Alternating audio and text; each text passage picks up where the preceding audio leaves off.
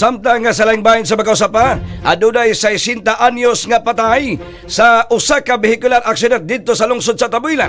Ang kompletong detalye ato balikan si Brigadang Alan Tangkawan. Brigada mo! Brigada Live Report.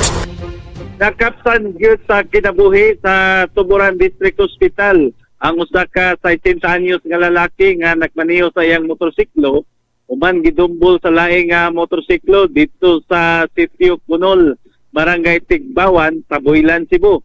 Gila ang biktima nga si Proby Adlit Layaog, 60 anyos, minyo o residente sa nahisgupang lugar, samtang ang suspitsadong midumbol kaniya mao si John Winsley Salobre, 18 anyos, ulitao o parehong residente sa maong barangay. Base sa investigasyon sa kapulisan, ang biktima nagmaneho sa iyang motorsiklo nga Honda XRM paingon sa iyang panimalay apan kalit lang nga gidumbulan sa kusog kayong nakapadagan sa Suzuki Raider nga ang nagmaneho nini mao ang 18 anyos nga si Salobre.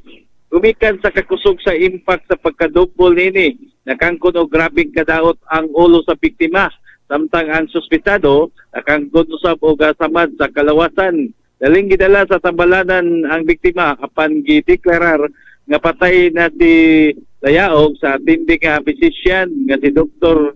Ralina Izquierdo sa Tuburan District Hospital. Samtang ang 18 anyos nga si Salobre isa nakangkon usab og samad sa iyang tuod ang landing usab sa tambalanan.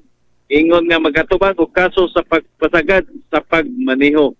In the heart of changing lives, ako si Brigada Alan Tangkawan sa 90.7 Brigada News FM Cebu, the Music and News Authority. Larga!